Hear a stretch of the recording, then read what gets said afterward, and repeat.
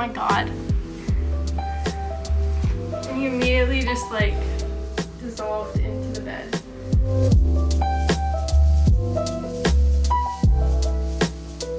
Welcome back to the channel. This is gonna be the start of a new little series on this channel that is just gonna be called Bestie Chats. So grab yourself a little something to drink, something to snack on, go get your dishes ready, go get your laundry pile, I don't know. This is just gonna be a sit down and chat. Kind of just gonna be like catch up, FaceTime vibes with a bestie, stories about my life, I don't know. Today's first episode of Bestie Chats is going to be dedicated to dogs, and specifically this dog right here. Gonna be dedicated to this dog right here, Mr. Flipadoodle. Flip Wilson Rubio. I don't know, this feels so silly and funny. Pretty much the whole point of this little series or whatever that I'm now creating on my channel is kind of just gonna be like my unofficial official podcast because this is gonna be minimally edited for the sake of if I literally don't have time or energy to film like a different kind of video and I only have like a day or two to throw something together, this is what you're gonna get. And this video is supposed to go up literally tomorrow, so I have to edit it today or maybe tomorrow morning and then get it up as soon as possible, essentially. So welcome to the unofficial official podcast, aka Bestie Chats by Grace Nevitt. Hi Flip. And he's the topic of conversation today. So, to give you a little bit of backstory about me and my life with dogs, very brief, very, very brief. I have always loved dogs. I'm really sorry about the noise that's going on. This is just real life, okay? This is what's happening. For backstory, when I was very, very, very young, pretty much as early as I could remember, I have always wanted a dog. And I remember as one of my first Christmas wishes was a dog, obviously. So, of course, Santa got me one of those like animatronic dogs that like walk and bark and stuff, and I put it on a leash, it came with a leash, and I just like walked it around all over the place. And it was amazing. It was really sweet. But I still could not get over the fact that I wanted a real dog. And I asked my parents for years and years and years, and they said, no, you can't get a dog, it's so much work, blah, blah, blah, whatever, you can't get a dog. So I was really sad. And of course my mom pulled the, well, I'm allergic to dogs card. So bye Flip, see you later. Oh, he's just gonna be right there in the background. Perfect. Anyways, my mom pulled the I'm allergic to dogs card, and I was like, fine, hypoallergenic dogs exist, so nice try, but I can work around this. I loved dogs so much that in 4th grade, every day to school, I would carry a dog encyclopedia. And I would memorize all of the breeds of dogs and some things about their disposition or their general size. I would say by the time that I was in 4th or 5th grade, if I saw a dog on the street, I could be like, that's a brr. I could just name the breed because I was so obsessed. So at that point, my parents saw it as a full-blown obsession. It was kind of taking over my life. I would nearly cry myself to sleep at night because I didn't have a dog. And eventually they were like, fine, if you raise the money, we can get a dog. But we have to get a dog that is hypoallergenic. So of course we couldn't necessarily adopt, which I didn't really know that much about adopting when I was that young anyway, so you know, mistakes were made, things happen, it's okay. After many years of saving up my allowance money, birthday money, Christmas money, and essentially strong-arming my siblings into doing the same with their allowance, Christmas, and birthday money, we ended up putting together just about enough money that my parents were like, fine, we'll pay for the little bit of extra.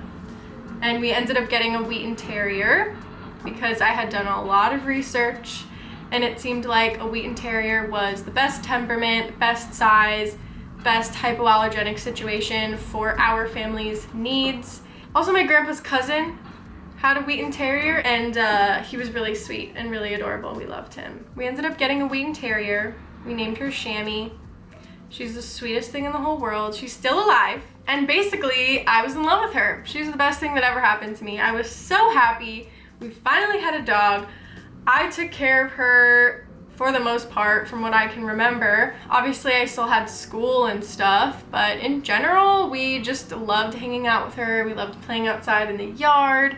Fast forward maybe a year and a half or 2 years later, and my parents ended up getting a divorce. Oh, okay, sorry, I had to move my camera over here because it was in the windowsill and it was starting to overheat.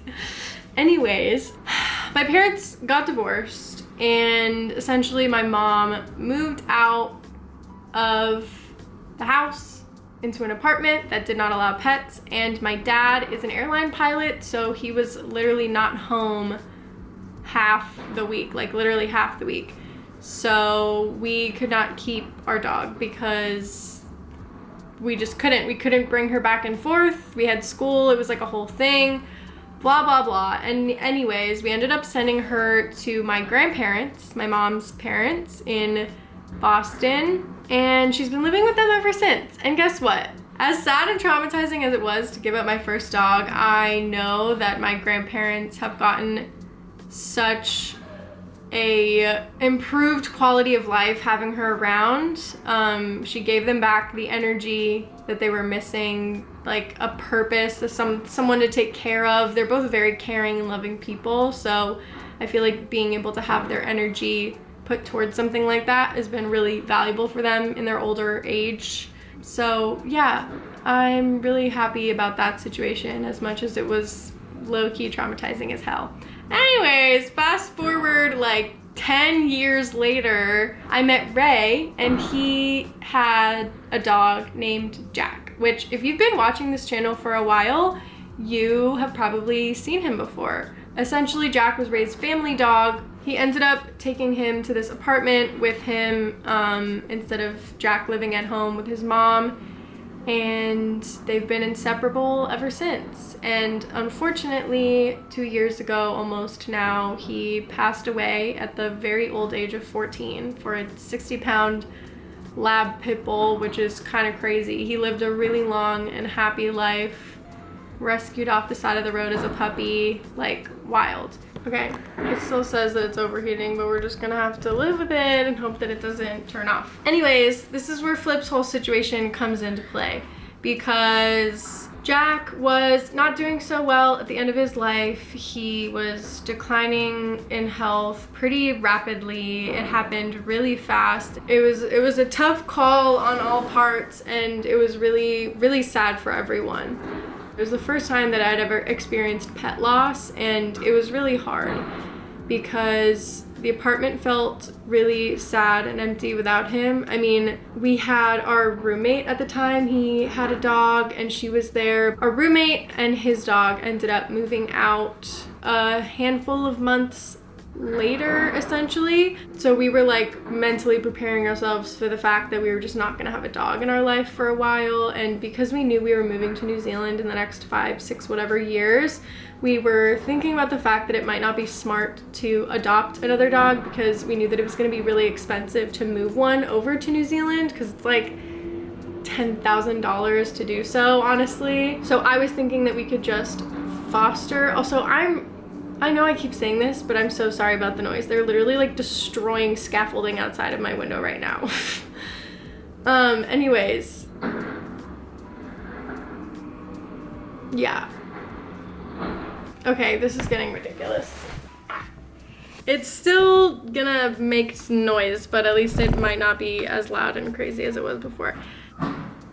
It's still so fucking loud. It's everywhere. Whatever. Okay. We were mentally preparing ourselves for the fact that we wouldn't have a dog in the house. You know, it was a whole thing to bring a dog to New Zealand, so we were thinking that we could just foster.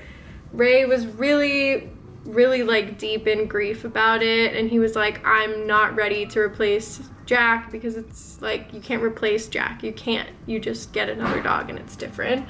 yeah, so he was like, I'm not ready for another dog. Meanwhile, for me, obviously I was really sad and I had a lot of grief about it, but at the same time, I feel like a lot of my feelings of like not having a dog, I don't know what it is, but I am just a person that is designed to always have a dog. Like, I was doing poorly about the fact that obviously Jack had died and I was grieving him and it was really sad, but at the same time, I was like, it's horrible without a dog. I feel like I can't emotionally process things in the same way. Like, I was having a bad time.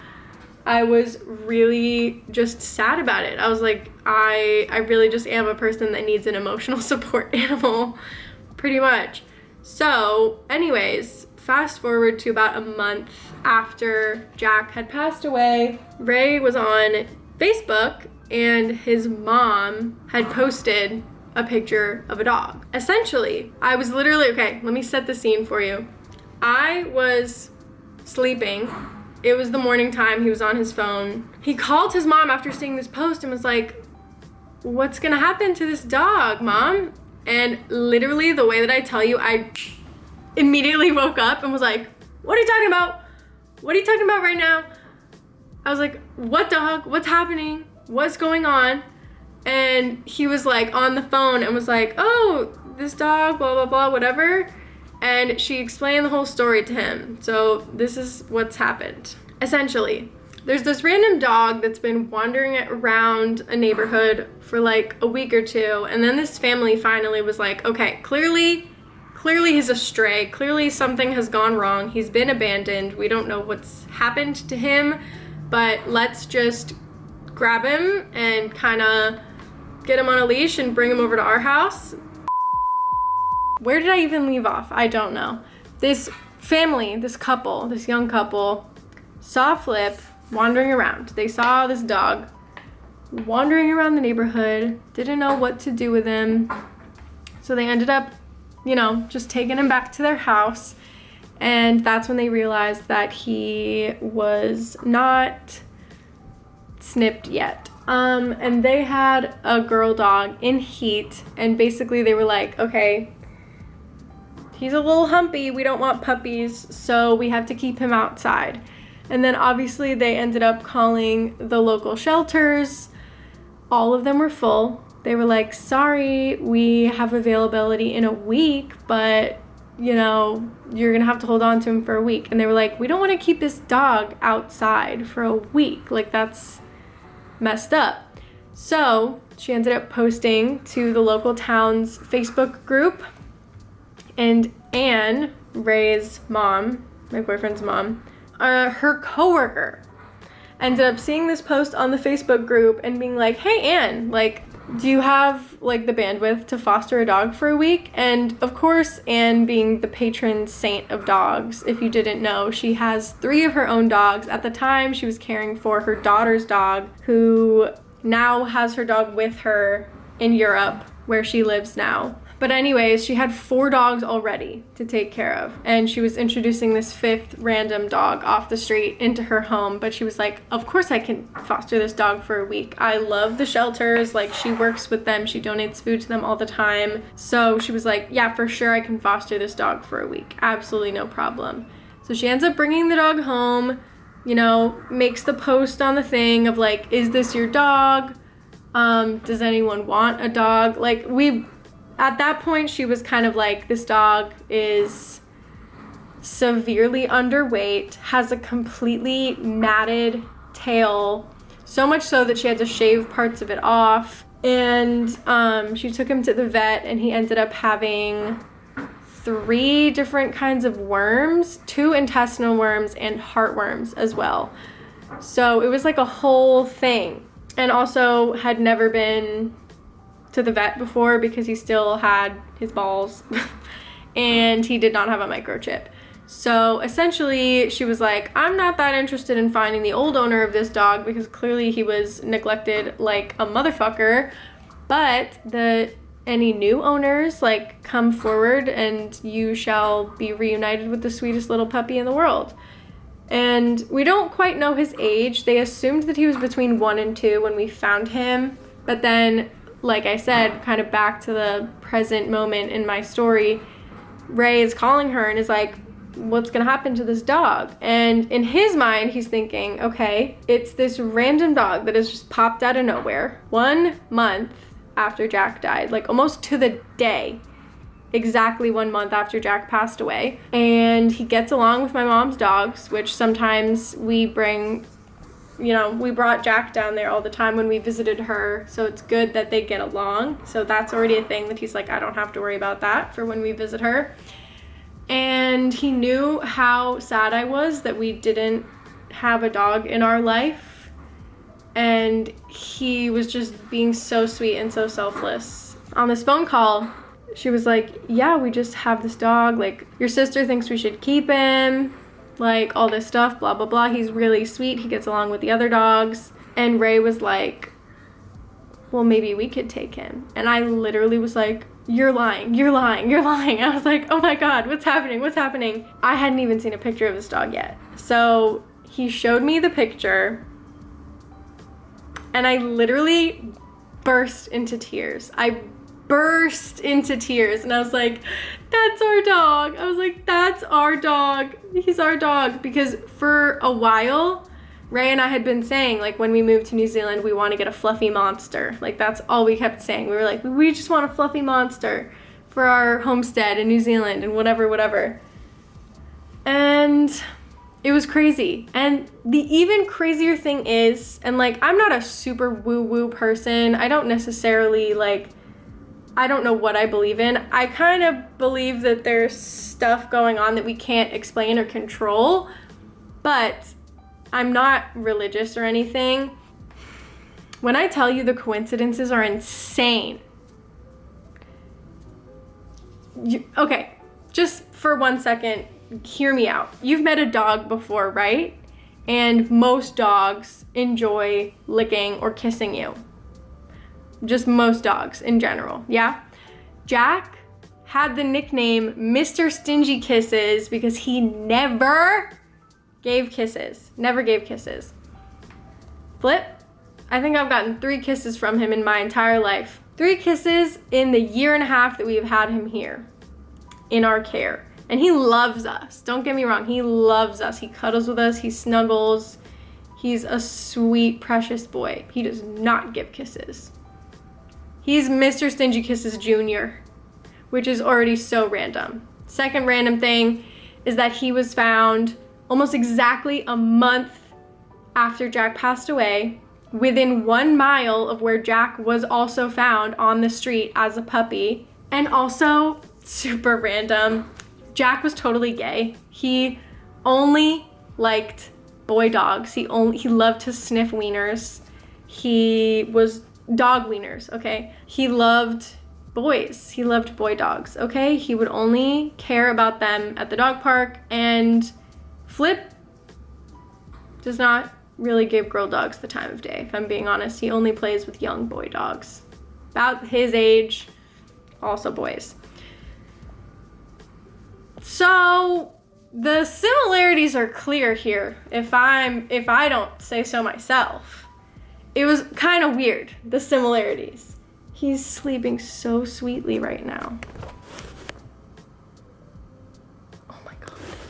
And yes, there's laundry everywhere. Don't worry about it. Jack passed away July 31st. Flip was taken into Anne's care on August 30th. And I found out about Flip and we decided to adopt him on September 1st. The rest of the month, Ray and I were both going to England for my family's reunion.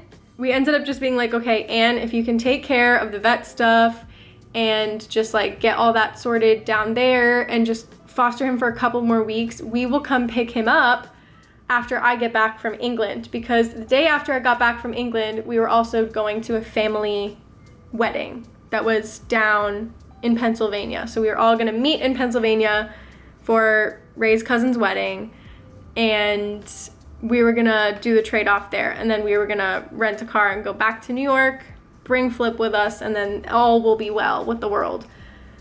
So I had to wait in agony for 3 weeks just getting text updates of my child. as he was, you know, living with his grandma and his aunties and his cousin, dog aunties and dog cousin. And then I met him finally in Pennsylvania, and we ended up taking him home, and the rest is pretty much history. He is such a little sweetheart. He was super scrappy when we first got him. He was basically, I don't want to say feral, but he was like not leash trained. He did not know how to exist on a leash. He was not potty trained at all. We firmly believe that he was just kind of like tied up or left outside for a majority of his life. When we brought him inside, he would mark everywhere. It was also maybe partially because of the fact that he wasn't snipped, you know, but we had to clear up his heartworms before we could get that whole surgery done. So it took a little while, and we had to potty train him because, again, I don't think he was really inside for much of his life. He was scared of squeaky toys. He still is kind of freaked out by them. And he was just kind of like really skittish about a lot of stuff. He's still a little scared. Anyways, my camera is of course about to die because why wouldn't everything be going wrong right now? Long story short, he's the sweetest dog in the whole world, and I love him with my entire heart. He is precious and I love him, and he's perfect. So that's the story of Flip and how he came to be part of our family. If you want to see the vlog experience of this whole thing, I'll put it as the suggested video at the end of the video. But that's pretty much the whole story. If you have any other questions, then please feel free to comment them. I just realized I forgot this again. His name is Flip because there's a comedian named Flip Wilson that I think Anne and or her partner really, really liked when they were younger. So that's why he's named Flip. He's Flip Wilson Rubio. Anyways, it's simple explanation. That's all for the video, for this little bestie chat, first episode of the unofficial official video podcast that is Bestie Chats with Grace Nevitt. That's pretty much it. I will see you in the next one. Till then, I'm sending you all my love because we are all just trying our best out here. So, see you later. Bye.